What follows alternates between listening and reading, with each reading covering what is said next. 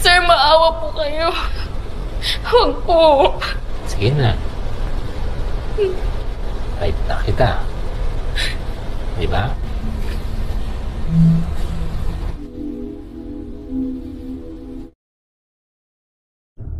Film dibuka dengan memperlihatkan seorang gadis bernama Ika. Ia bekerja sebagai SPG di sebuah toko dan tinggal di sebuah kos-kosan, di mana pemilik kos-kosan tersebut bernama Ibu Adeng dan mempunyai seorang anak laki-laki bernama Abner. Di kosan itu, Ika diperlakukan dengan sangat baik oleh Ibu Adeng, bahkan ia sudah dianggap seperti anaknya sendiri. Setibanya di tempat kerja, Ika kemudian melakukan briefing bersama rekan-rekan kerjanya yang dipimpin oleh manajer yang bernama Galvez. Lalu di saat Ika sedang melayani seorang pelanggan, ia melihat seorang wanita yang sangat mencurigakan, di mana wanita itu membawa banyak pakaian ke kamar ganti, namun ketika keluar ruangan wanita itu berpura-pura sedang hamil.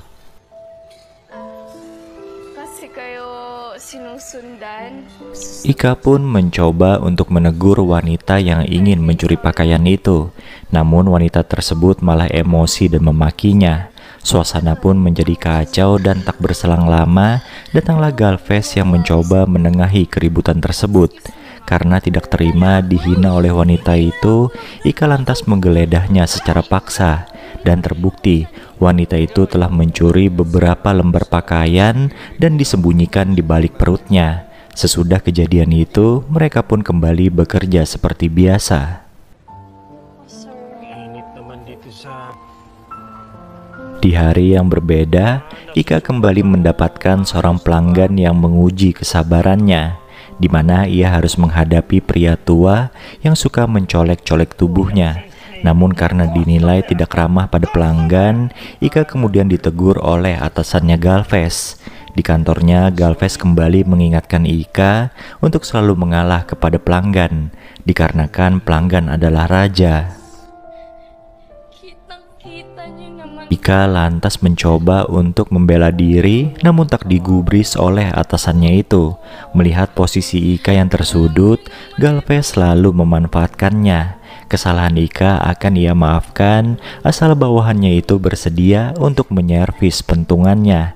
Dengan sangat terpaksa, Ika pun menuruti persyaratan dari Galvez itu. Beberapa saat kemudian, terlihat anak dari pemilik toko itu datang.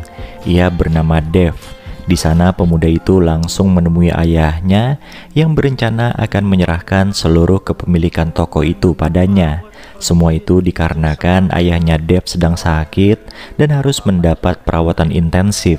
Seusai pertemuan itu, Dev kemudian memanggil Ika dan mengajaknya masuk ruang ganti. Tak disangka di ruangan kecil itu, Ika juga harus melayani hasrat dari bos barunya itu. Ketika pulang bekerja, Ika dijemput oleh pacarnya yang bernama Roman dan berprofesi sebagai seorang polisi. Ternyata pacarnya Ika ini sudah mempunyai istri. Ika terpaksa menjadi pacarnya Roman dikarenakan sejak kecil ia telah dirawat oleh pria itu. Selain itu, ayahnya Ika dipenjara dan hanya Roman saja yang tahu tempat tahanan ayahnya. Ditambah lagi, Ika juga mempunyai hutang yang cukup besar kepada Roman, maka dari itulah ia selalu nurut ketika sang polisi meminta jatah bermesraan kepadanya. Esok harinya, saat Ika baru saja pulang ke kosan, Ibu Adeng memperingatkannya agar jangan pulang pagi, dikarenakan ibu kosannya itu malu dengan omongan tetangga. Ditambah Ibu Adeng ini juga seorang guru, sehingga para tetangga beranggapan seharusnya ia bisa mengatur perilaku anak kosnya. Setelah berbicara dengan Ika, Ibu Adeng pun pergi mengajar, sedangkan Abner pergi sekolah. Namun di tengah perjalanan, Abner tiba-tiba mendapat kabar dari temannya jika guru mereka tidak datang. Abner lalu memutuskan kembali ke rumah dan melihat Ika yang sedang tertidur. Tak berselang lama, Ika pun terbangun karena ada telepon dari Roman. Pria itu menyuruh Ika mengemasi barang-barangnya dan mengajaknya pergi dari tempat tersebut. Lalu saat Ika pergi ke kamar mandi, tak disangka ada Abner yang sedang senam 5 jari. Melihat hal itu, Ika pun tersenyum dan memaklumi apa yang dilakukan oleh Abner yang masih remaja. Akhirnya Abner mengaku kalau ia sangat tertarik pada Ika. Karena kasihan, Ika lantas mengajari pemuda itu untuk bermesraan.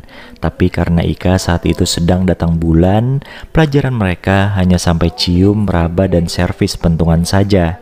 Kegiatan mengasihkan itu akhirnya ditutup dengan kepulangan Ibu Adeng. Beberapa waktu kemudian, setelah mengemasi semua barang-barangnya, Ika pun berpamitan kepada Ibu Adeng.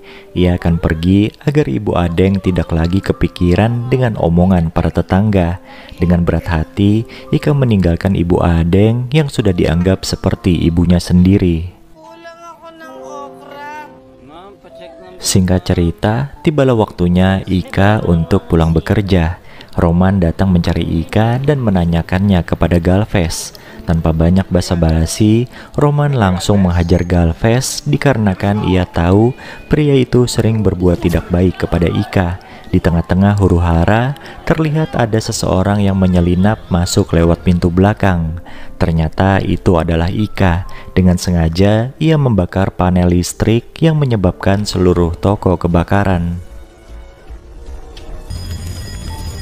Kemudian gadis itu pergi ke ruang berangkas untuk mengambil semua uang dan surat-surat penting yang ada di sana. Saat hendak pergi, ia histeris melihat rekan kerjanya dihabisi oleh Roman. Ternyata semua itu sudah mereka rencanakan. Melihat kesempatan itu, Ika lantas menaruh kartu identitas beserta dompetnya di sana agar orang-orang mengira jika dirinya lah yang menjadi korban. Lalu kita akan diajak flashback saat Ika pertama kali berkenalan dengan Roman. Roman mengajak Ika tinggal di rumahnya bersama dengan istrinya yang bernama Monica. Ika diperkenalkan Roman sebagai keponakannya dari desa. Monica, istri Roman, tidak menyukai Ika. Saat Roman tidak ada di rumah, Monica memperlakukan Ika secara kasar layaknya budak. Sementara itu, ketika Monica yang tidak ada di rumah, Roman selalu memaksa Ika untuk melayani hasratnya dan mengancam gadis itu merahasiakannya pada sang istri. Hingga pada suatu hari, Monica memergoki langsung suaminya dan Ika sedang mojok berduaan di kamar mandi. Wanita itu pun naik pitam dan langsung mengusir Ika dari rumahnya. Akhirnya, Roman mengungsikan Ika ke tempat para polisi, menyembunyikan saksi dan korban kejahatan yang nyawanya terancam. Di sana, Ika diperlakukan dengan sangat baik oleh para penjaga yang juga mengajarkannya ilmu bela diri. Dari situlah Ika memutuskan akan membalas dendam sekaligus membebaskan dirinya dari Roman lalu menemui ayahnya. Di tempat lain, terlihat Dev, anak pemilik toko, sedang bermain taruhan. Dan pada hari itu ia menang banyak hingga memutuskan untuk menyudahi permainannya. Namun di sisi lain, lawannya tidak terima dengan kemenangan Dev itu. Ketika Dev dalam perjalanan pulang, tiba-tiba ada orang yang ingin menghabisinya. Ika yang melihat peristiwa itu lantas mengajak Dev kabur dan menyelamatkannya. Inilah awal mula Dev dan Ika bisa saling mengenal. Di sana, Ika mengaku datang dari desa dan sedang mencari pekerjaan. Sebagai ucapan terima kasih, Dev lalu mempekerjakan Ika di toko miliknya. Selama 3 tahun, tidak seorang pun yang tahu bahwa Ika dan Dev saling mengenal. Dan selain itu, Ika dikirim sebagai mata-mata di toko tersebut untuk menjalankan misi khusus.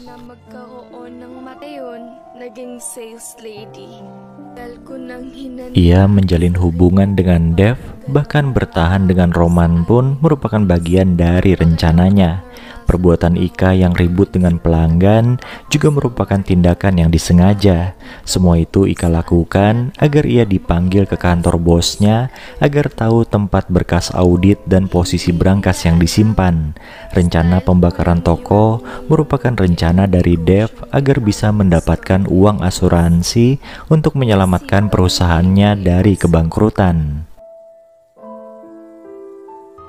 Setelah rencana mereka berjalan dengan lancar, mereka bersantai di suatu tempat dan merayakannya. Akan tetapi sesudah misi ini selesai, mereka harus berpisah dan tidak boleh bertemu lagi agar rencana mereka tidak diketahui oleh orang lain. Sebagai imbalan, Dev memberi Ika semua uang berangkas yang dicuri sebelumnya. Dan sebagai salam perpisahan, mereka pun bermesraan untuk terakhir kalinya.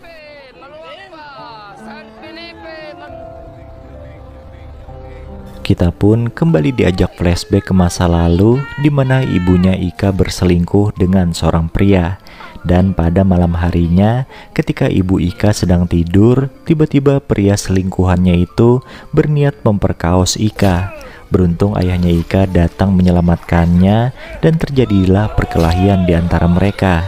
Naasnya peristiwa itu merenggut nyawa ibunya Ika yang berusaha melerai.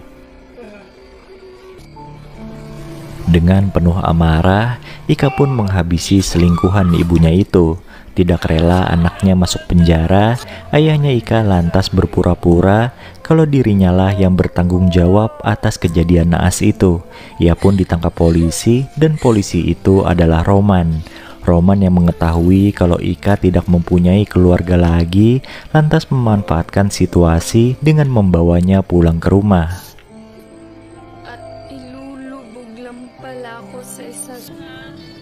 Kembali ke masa sekarang, Ika menelepon Roman dan memberitahu bahwa ia sedang menuju ke penjara ayahnya sesuai dengan petunjuk yang pria itu berikan. Selain itu, Ika juga sudah membayar lunas semua hutangnya kepada Roman dan mulai detik itu mereka sudah impas serta tidak ada hubungan sama sekali. Setibanya di lokasi, Ika langsung menanyakan keberadaan ayahnya. Namun sayang, sang ayah ternyata sudah lama meninggal akibat terkena penyakit di kala pandemi.